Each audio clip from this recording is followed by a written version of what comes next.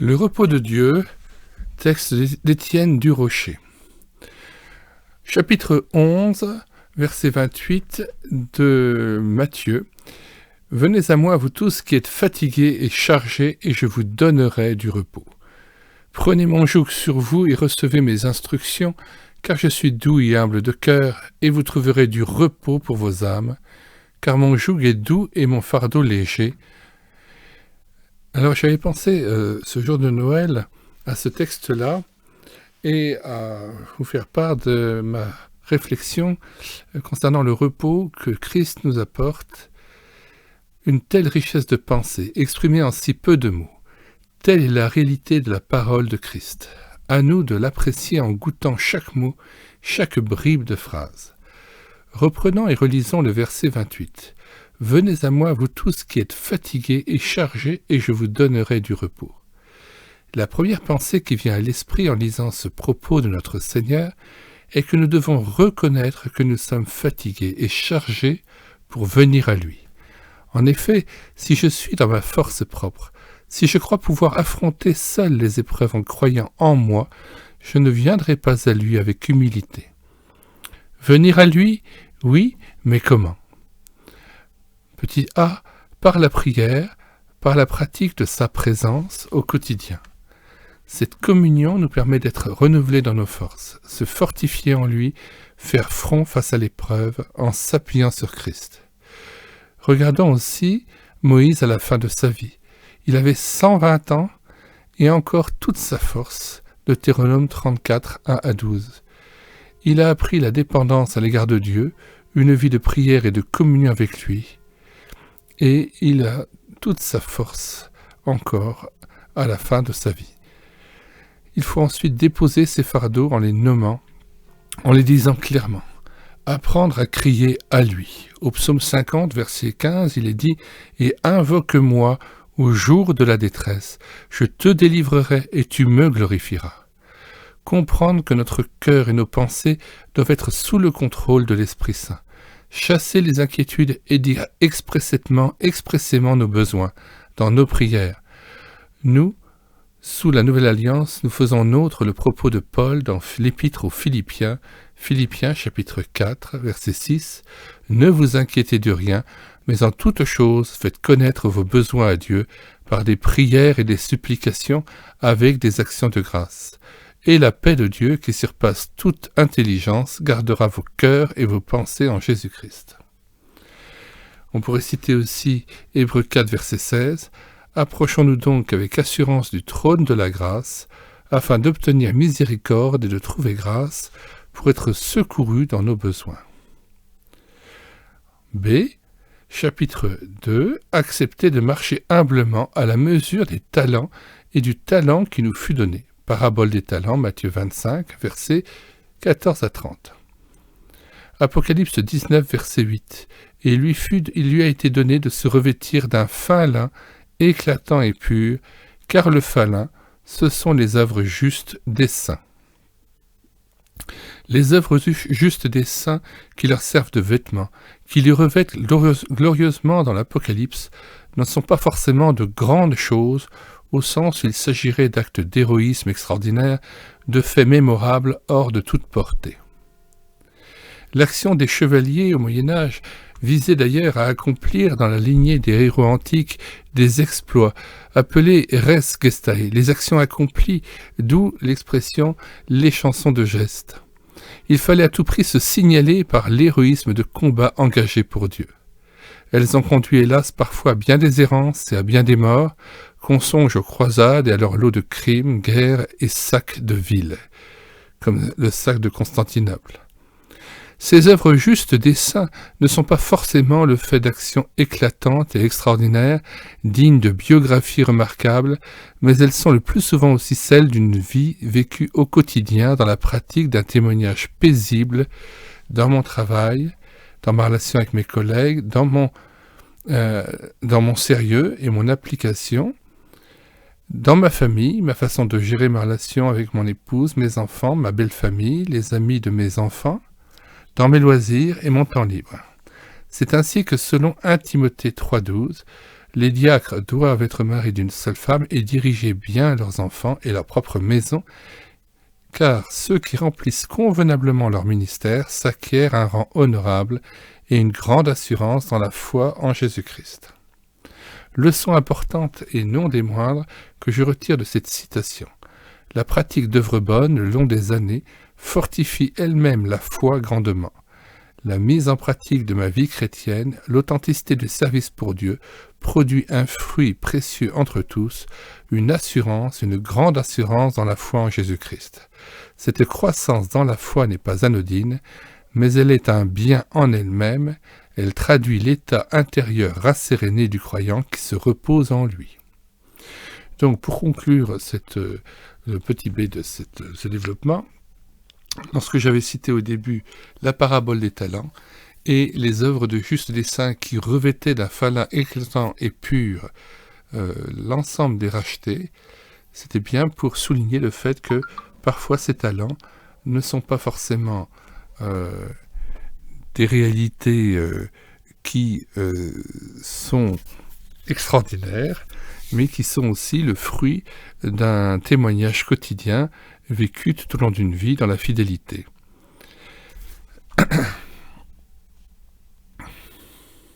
C. Vivre sa vie de chrétien, ce n'est pas seulement faire, c'est être. S'il s'agissait de faire, nous serions uniquement des douloi, des serviteurs. Et douloi en grec veut dire serviteur, des exécutants. Mais nous sommes ses amis, ses collaborateurs à qui le Maître a fait connaître ses intentions, révèle ses pensées, ses desseins, ses projets, au point qu'il les fait rentrer dans ses œuvres et leur donne le privilège d'exécuter le plan divin. Jean 15, verset 15, « Je ne vous appelle plus serviteur, parce que le serviteur ne sait pas ce que fait son maître.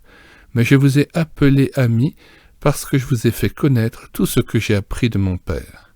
Oui, la communion que j'entretiens avec le Christ est plus importante encore que l'œuvre que j'accomplis.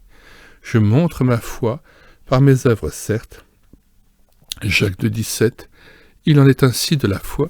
Si elle n'a pas les œuvres, elle est morte en elle-même. Mais quelqu'un dira, toi tu as la foi et moi j'ai les œuvres.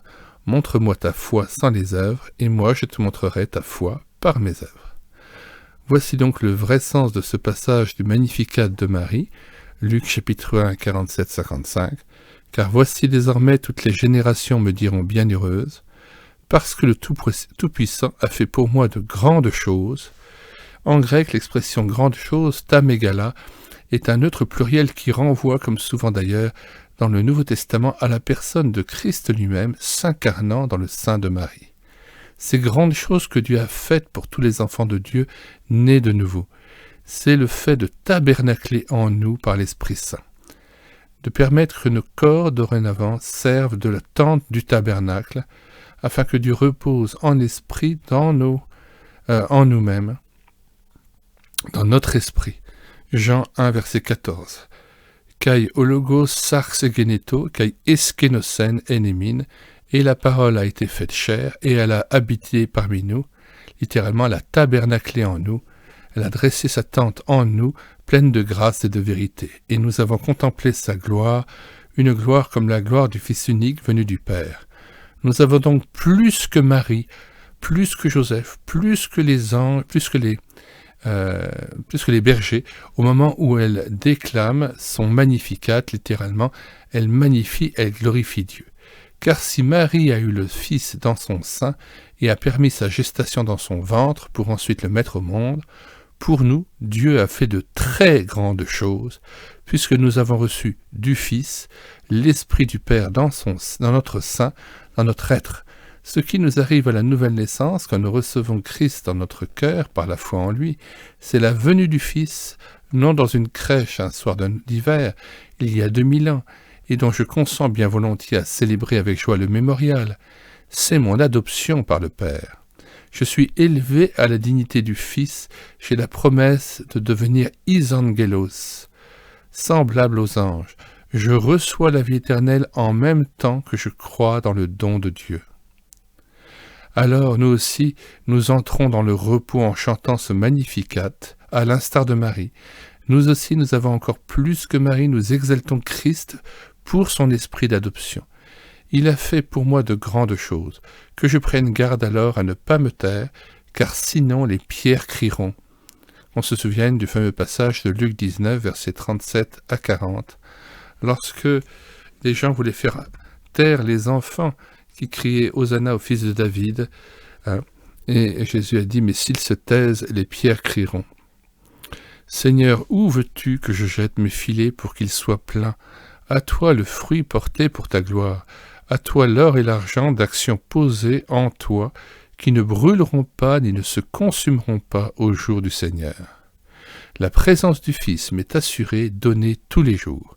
Matthieu 28, verset 20. Et voici, je suis avec vous tous les jours jusqu'à la fin du monde.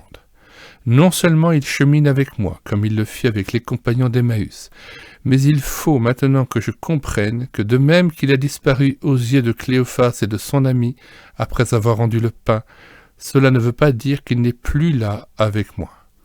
Je ne le vois pas encore, mais par la prière je puis m'approcher de Dieu par lui, et en lui et avec lui.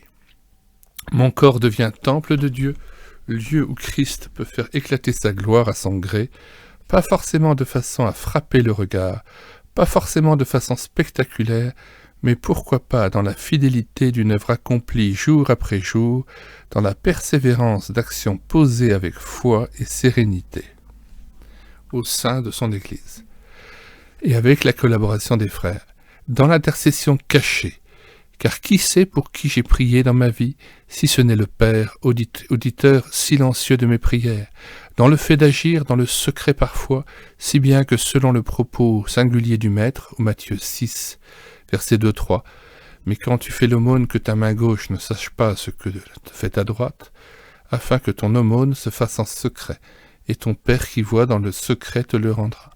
Mieux encore, il me faut comprendre qu'il n'est pas seulement avec moi, mais qu'il est bien en moi par son esprit qu'il a répandu et qu'il répand comme un fleuve à chaque fois que j'accepte de venir à lui. Et que nous sommes alors scellés du Saint-Esprit. Quel privilège, un signe! Qui l'a mesuré à sa juste mesure, ce don de Dieu? Qui le comprend selon la pensée de Dieu? Qui peut vraiment dire qu'il a réalisé ce don ineffable? Ce don de l'Esprit Saint est ineffable au sens étymologique du terme, qu'il ne peut pas être exprimé par des mots humains, tant on touche au sublime et au merveilleux et au divin. Une seule condition néanmoins, il faut faire partie de ceux qui ont soif. Jean 7, versets 37 à 39. Et puis, on se souvient de ce passage où Christ dit « Venez à moi, vous tous, vous qui avez soif, hein, celui qui vient à moi, et qui a soif et qu'il boive, des fleuves d'eau vive couleront de son sein. » Puis, excusez l'évidence, or souvent, si je puis me permettre, nous sommes semblables bien souvent à Agar et Ismaël qui ont un puits près d'eux, mais qui ne le voient pas. Genèse 21, versets 17 à 19. Il nous faut apprendre à boire l'Esprit Saint, l'eau vive, afin que les fleuves d'eau vive sortent de notre sein. Ah oui, je faisais allusion au passage d'Agar et d'Ismaël. Lorsqu'Agar a été chassée par Abraham et qu'elle est avec son fils dans le désert, elle s'imagine qu'elle va mourir là de soif. Et puis elle crie à Dieu et elle lève les yeux et un ange lui fait voir un puits qui est tout près d'eux et qui sera pour eux salutaire et qui leur permettra à nouveau de vivre. Encore fallait-il qu'Agar apprenne à lever les yeux. Marie a vu le Christ sortir de son sein à la naissance de Noël, mais elle a reçu encore bien davantage à la Pentecôte, comme nous avons reçu nous aussi bien davantage le jour où nous avons cru en lui. C'est maintenant l'Esprit du Fils qui sort de notre sein et qui manifeste sa présence en ce monde en nous utilisant comme canal, comme instrument d'usage d'honneur, comme outil utile pour son œuvre, comme compagnon et ami dans sa moisson. À cette réserve près que nous avons plus que Marie au moment même où elle crie ces paroles. Je l'ai déjà dit tout à l'heure, mais je voudrais y revenir. Réfléchissons un instant.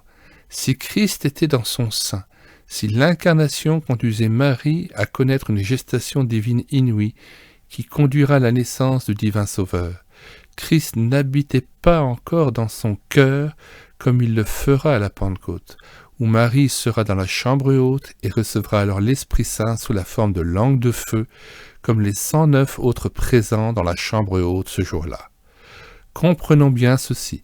Nous aussi, à l'exemple de Marie, mais encore plus qu'elle, si je puis dire, nous serons dits bienheureux par toutes les générations, car nous avons accepté Christ dans notre cœur, dans notre corps, par l'Esprit Saint qui procède du Père et du Fils, et que Christ nous envoie.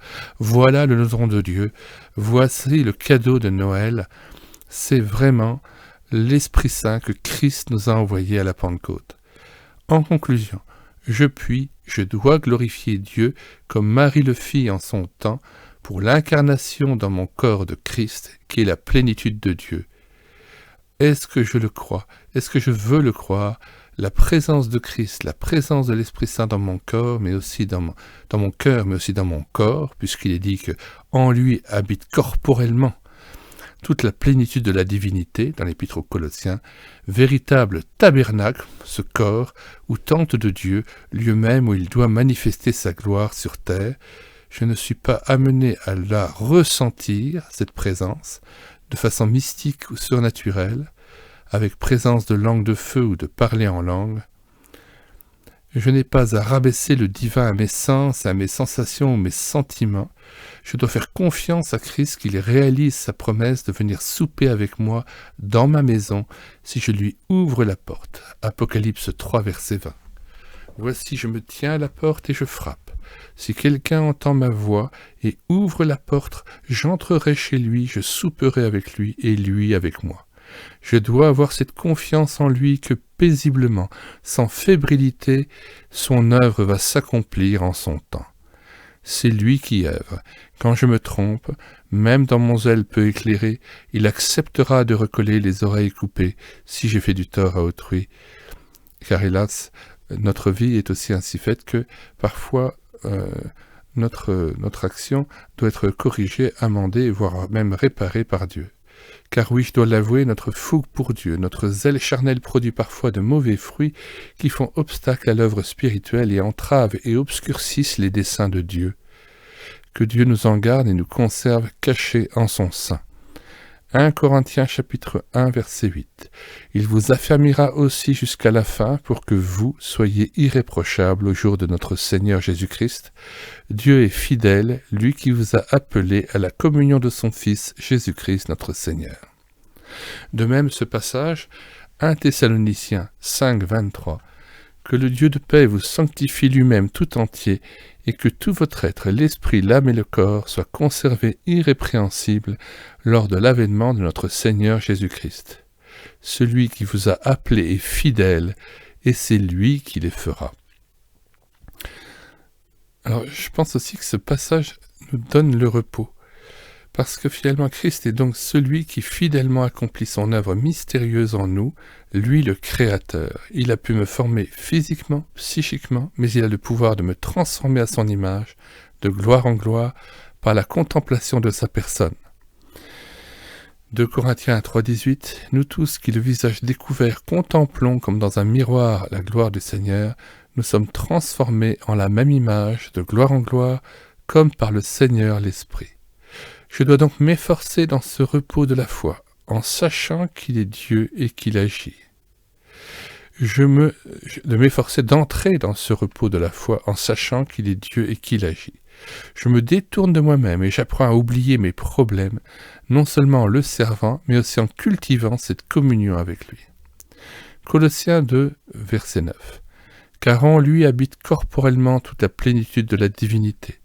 Celui qui offre pour sacrifice des actions de grâce me glorifie, et à celui qui veille sur sa voie, je ferai voir le salut de Dieu. » Comme a pu le dire à juste titre Willi Geiser dans l'ouvrage que j'ai enregistré en ligne audio sur cette chaîne YouTube, Les 7 paroles de Christ à la croix, il est coutume de dire dans les milieux chrétiens que nous sommes sauvés pour servir le Dieu vivant. C'est vrai, mais le point de vue de Dieu englobe plus que cela. Nous sommes sauvés pour vivre in fine, en fin de compte, en sa présence, dans sa communion, pour servir, oui, mais en sa présence. Vivre sa présence avant tout en premier, puis le servir. Et c'est aussi ce que Watchman Nee, dans l'ouvrage Être assis, marcher, tenir ferme, affirme avec panache et brio dans son commentaire de l'Épître aux Éphésiens. Si nous servons Christ et commençons à marcher sans être en communion d'abord avec lui, je risque d'échouer et de me briser sur la pierre. Il me faut aussi me former et apprendre à me laisser émonder par lui. Sans moi, vous ne pouvez rien faire. Jean 15, verset 5. Prendre le temps de s'instruire, de se fonder, de veiller aux erreurs que je pourrais moi-même commettre. C'est ainsi qu'un pasteur, après avoir été responsable en France d'un groupe chrétien, et s'étant aperçu de certaines déviances ou excès de son mouvement, éprouva le besoin de faire à nouveau une formation missionnaire.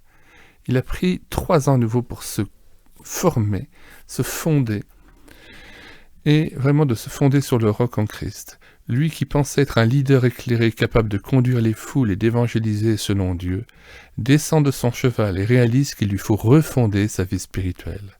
Se former et s'instruire aux pieds de Jésus, comme Marie qui a choisi la bonne part. Et c'est bien là le projet de cette chaîne YouTube, qui est la première condition d'un bon disciple, écouter ce que Jésus a à nous dire. Tout service vécu dans la fébrilité et l'activisme, dans l'agitation et l'instabilité, dévoré par la crainte de n'en faire jamais assez pour Dieu, doit être amendé et émondé par Christ.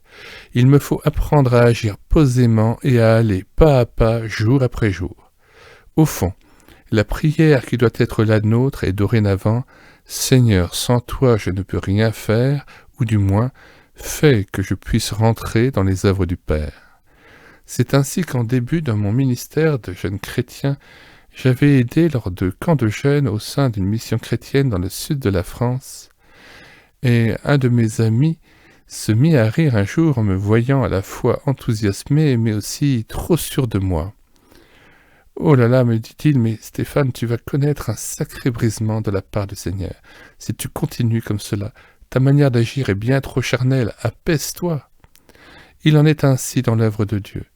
Il ne s'agit pas seulement de faire comme de savoir ce qu'on fait, mais de savoir ce qu'on fait. Il ne s'agit pas seulement de faire, mais de savoir ce qu'on fait, pourquoi on le fait, et comment on le fait, et dans quel état d'esprit, et porté par quelle vision. D. Entrer dans le repos, c'est aussi vivre l'action de grâce. L'action de grâce est une attitude intérieure de reconnaissance qui me conduit à louer Dieu, à le remercier clairement comme par avance de ce qu'il fera en moi ou en l'Église. Cela semble aller de soi, mais il faut bien reconnaître, hélas, que la réalité de nos vies est tout autre. Que de fois nous ronchonnons, ne ranchons-nous pas, ne nous plaignons-nous pas de notre sort. Nous râlons, pestons, critiquons les autres, exerçons sans fin notre jugement pour discréditer le monde entier, sans jamais vraiment nous juger nous-mêmes. D'ailleurs, dans le cas de Marie, cette action de grâce se traduit par une louange à Dieu, dans une prière spontanée et un échange avec sa cousine Élisabeth, mère de Jean-Baptiste. Dans Ésaïe, au chapitre 59, verset 11, il est dit « Nous grondons tous comme des ours, nous grondons tous comme des ours, nous gémissons comme des colombes, nous attendons la délivrance et elle n'est pas là, le salut et il est loin de nous. Si nous nous estimons toujours malheureux, si nous nous regardons comme les vilains petits canards du Seigneur, si nous nous regardons comme les vilains petits canards du Seigneur, les parents pauvres de Dieu, les orphelins, les oubliés de la grâce, nous le déshonorons, là même où nous devrions être confondus de reconnaissance.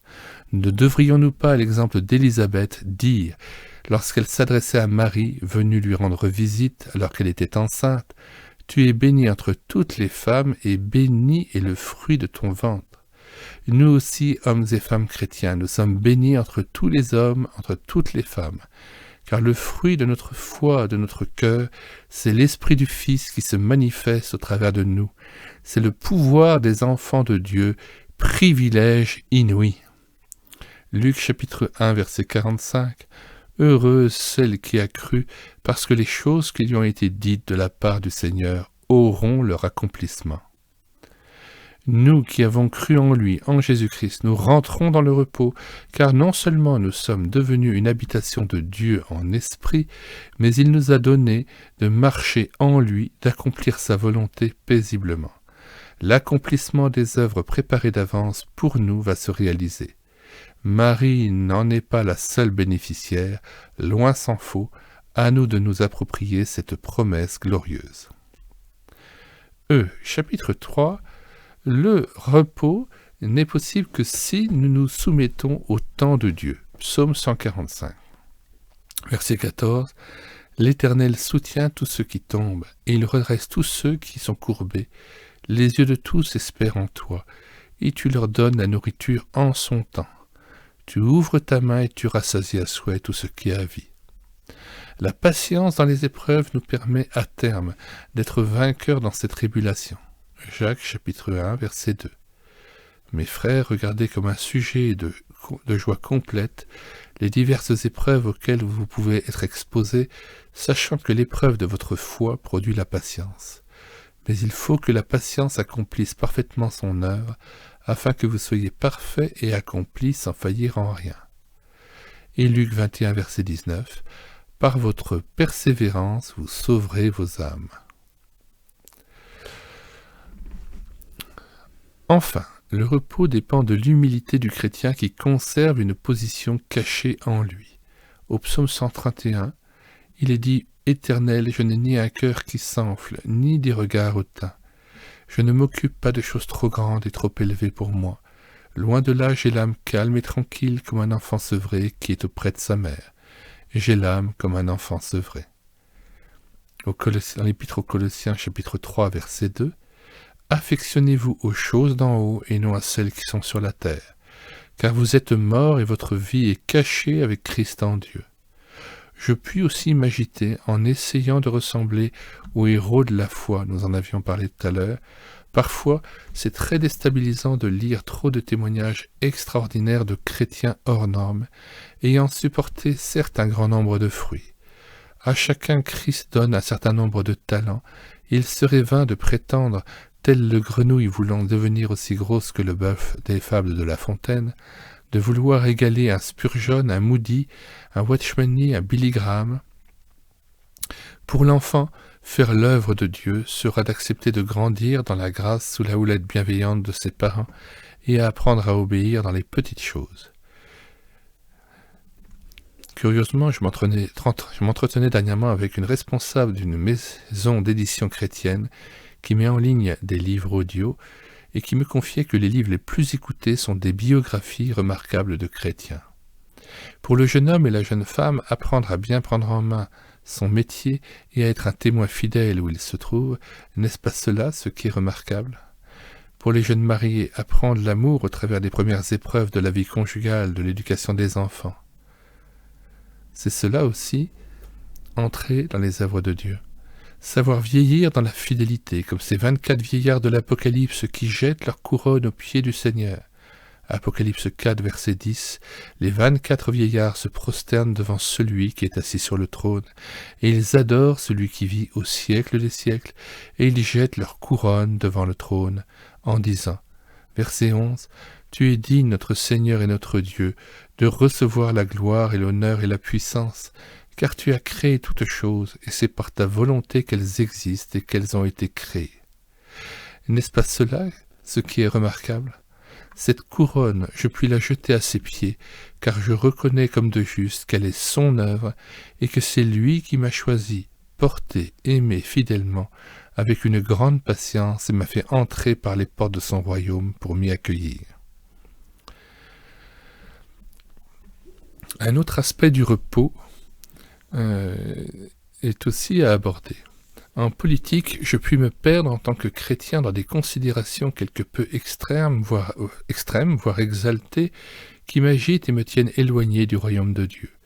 Je puis m'engager éventuellement dans des combats hors de saison et qui me mettent parfois en porte-à-faux avec les vertus chrétiennes que l'on est en droit d'attendre d'un témoin véritable. Ainsi, le tort que les chrétiens ont pu avoir dans l'histoire a été de vouloir instaurer une sorte de théocratie sur terre et de vouloir nous battre pour un monde plus juste avec toute la dimension humaniste que cela sous-entend, en oubliant que l'homme, malgré tous ses efforts, ne pourra jamais établir sur terre une société parfaite. Nous nous trompons bien souvent de combat, et nous oublions hélas les paroles du Christ qui dit à Pilate, l'homme politique le plus haut placé de son temps en Palestine et à Jérusalem, « Mon royaume n'est pas de ce monde » Jean 18, verset 36. « Mon royaume n'est pas de ce monde, répondit Jésus, si mon royaume était de ce monde. Mes serviteurs auraient combattu pour moi, afin que je ne fusse pas livré aux Juifs. Mais maintenant, mon royaume n'est point d'ici-bas. » Ce sera peut-être le piège de l'Antichrist qui voudra instaurer une société humaine parfaite, d'où le chiffre 6 3 fois répété, 666, sans le sceau ni l'approbation de Dieu, qui voudra instaurer une société humaine parfaite, sans le sceau ni l'approbation de Dieu. Certains chrétiens se laisseront séduire hélas par un discours qui les subjuguera, et ils penseront servir Dieu en militant pour un homme dont les desseins seront ténébreux et sans lien aucun avec le plan de Dieu. Souvenons-nous à cet égard de Judas qui était zélote et qui trouva dans son engagement politique extrême une source de perdition. En effet, en tant que zélote, il appartenait à une frange extrémiste des Juifs qui voulait bouter au dehors l'envahisseur romain. Certes, on peut le comprendre d'un point de vue humain, sociétal, sociologique. Mais il fut tellement déçu de voir en Jésus-Christ, non un chef de guerre monté sur son cheval, fédérant une armée capable de remporter une victoire décisive sur l'Empire romain, mais un humble serviteur de Dieu monté sur son âne, symbole de paix, et acceptant de mourir à la croix pour expier les péchés du monde. Judas s'est perdu, car il s'est trompé de combat et n'a pas voulu comprendre le plan de Dieu. Pourquoi ? Pourtant, il était aux premières loges tous les jours pour comprendre la pensée de Christ. Il l'entendait, mais ne l'écoutait pas. Il restait sourd aux leçons du Maître et ne sut pas discerner l'importance du royaume de Dieu qui n'était point de ce monde. Le combat du chrétien n'est pas en premier politique, il y a un combat qui se vit dans son cœur, au sein de la cité, mais avec une perspective qui va au-delà des contingences sociales, économiques qui l'entourent. Au fond, comme Judas, suis-je moi aussi déçu que ma foi en lui ne me conduise pas à un évangile de la prospérité, de la réussite professionnelle, de mon couple, de mes enfants, beaux si possible, bonnes études de préférence, épouse belle de surcroît, que je puis montrer comme un tableau de Rubens. Car c'est connu, le chrétien est forcément béni, et dans son travail, et dans ce mariage, et financièrement. Ces présupposés erronés, Job a dû apprendre à les battre en brèche, et il a appris à vivre l'unique bénédiction de la grâce de Dieu qui lui suffisait, et il a appris à vivre l'unique bénédiction de la grâce de Dieu qui lui suffisait. Et puis, quand un grain de sable semble enrayer toute cette belle perspective imaginaire et fantasmatique du chrétien forcément béni, du chrétien à qui rien ne résiste, parce que Dieu est avec lui, n'est-ce pas ? Ne suis-je pas déçu par Dieu, révolté par le fait qu'il ne me serve pas assez et n'aille pas dans mon sens et ne conforme pas ses vues et ses desseins aux miens ? Au fond, une fausse vision d'une piété source de gain ou d'une piété source de bénédiction matérielle n'est-elle pas aussi pour nous une occasion de chute ? Et même si nous n'allons pas comme Judas jusqu'à mettre fin à nos jours au lieu de nous repentir, nous disons parfois dans notre fort intérieur, comme Jonas, furieux, « Je fais bien de m'irriter jusqu'à la mort ». Et cela parce qu'il ne comprend pas pourquoi Dieu a fait grâce aux habitants de Ninive qui ont écouté sa prédication et se sont repentis face à la menace imminente d'une destruction totale de leur cité. Ensuite, je puis me perdre en tant que chrétien en servant deux maîtres par orgueil. Partagé entre le monde et la gloire qu'il peut m'apporter, j'essaye de jouer sur deux tableaux et finis par sacrifier l'œuvre de Dieu à ma réalisation professionnelle. Ensuite, être un signe pour Dieu, c'est quelque chose qui se vit d'ailleurs non en solitaire, mais c'est un témoignage porté collectivement par l'Église. Un cantique des ailes de la foi, bien connu, disait « Seigneur, que n'ai-je mille voix pour chanter tes louanges ?» Eh bien, le repos se vit en Dieu et en Christ, se vit aussi en réalisant que cette louange que nous devons à Dieu, nous pouvons la vivre uniquement dans l'Église qui est son corps, et qui agit dans sa diversité et la richesse des dons qui sont accordés aux uns comme aux autres. Dans l'Église locale, mais aussi dans l'Église universelle, je dois accepter de regarder l'œuvre de Dieu, non seulement au travers de moi, de mes frères dans mon Église, mais aussi de mes frères dans les autres Églises. Églises qui traduisent la sagesse infinie de Dieu, dans sa diversité et la variété de ses desseins. Ainsi, l'obsession de porter du fruit devient une confiance reposée et détendue, quand je considère qu'il faut pour le vivre aussi non seulement dépendre du cep, mais aussi de la communauté des frères et sœurs en Christ pour le vivre. Notons qu'une hérésie actuelle se répand à travers une fausse doctrine pernicieuse, nommée ecclésia, c'est-à-dire sans Église. Selon le zélateur de cette hérésie nouvelle, le chrétien n'aurait pas à vivre sa foi dans l'Église. Rien n'est plus faux ni plus odieux aux yeux de Christ, qui est le chef et la tête de l'Église. Dieu agit au sein de son Église, et cette position de ecclésia est tout à fait contraire à l'esprit néo-testamentaire. J'entre dans le repos de Dieu quand je réalise que je suis aimé de Christ en personne. Apocalypse chapitre 1 verset 5. À celui qui nous aime, qui nous a délivrés de nos péchés par son sang.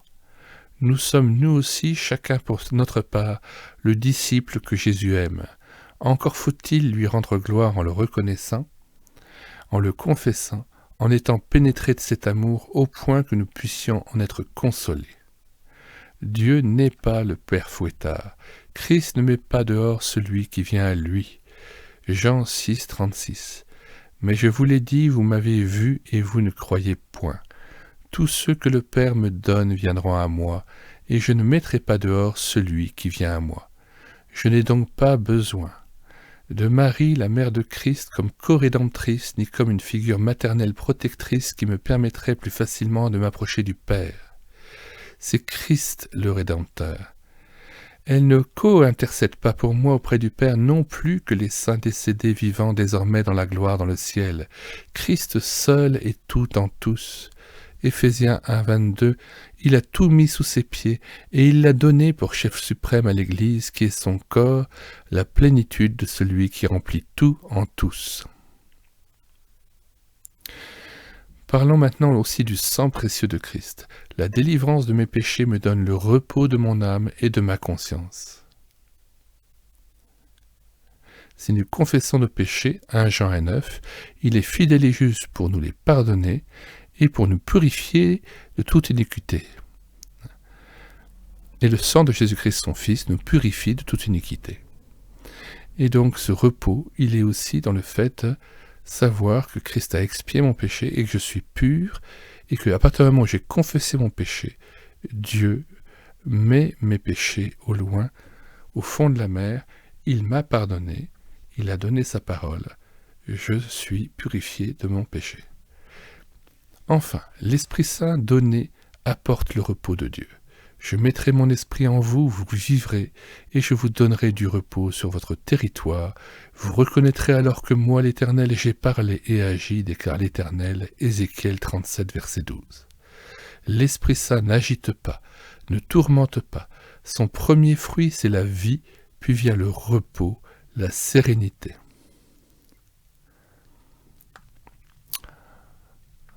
En conclusion, Hébreux 4, verset 10. Verset 10. Car celui qui entre dans le repos de Dieu se repose de ses œuvres, comme Dieu s'est reposé des siennes. Efforçons-nous donc d'entrer dans ce repos, afin que personne ne tombe en donnant le même exemple de désobéissance. Rappelons-nous que le mot « sabbat » signifie « il cessa ». Dieu, au 7e jour, cessa son œuvre et se reposa.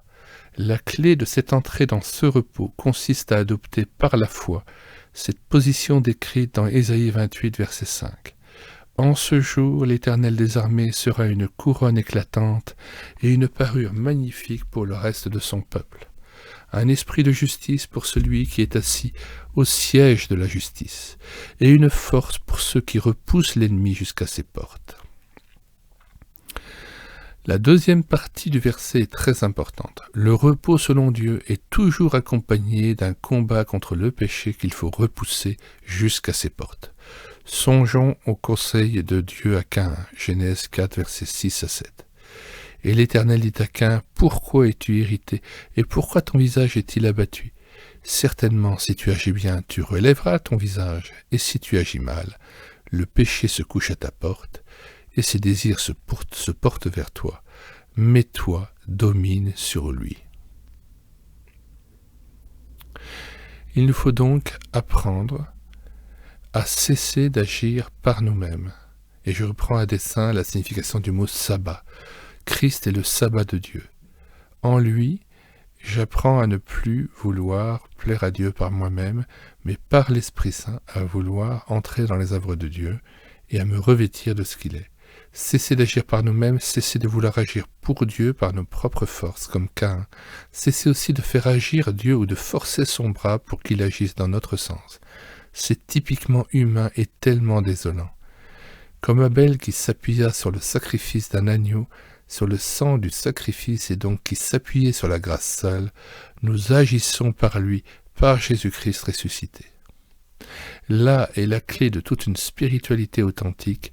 Le repos des œuvres accomplies par la foi en Christ nous permet d'accéder aux œuvres d'or et de diamant qui résisteront au feu de l'épreuve ici-bas et au jour du jugement. 1 Corinthiens chapitre 3 verset 13.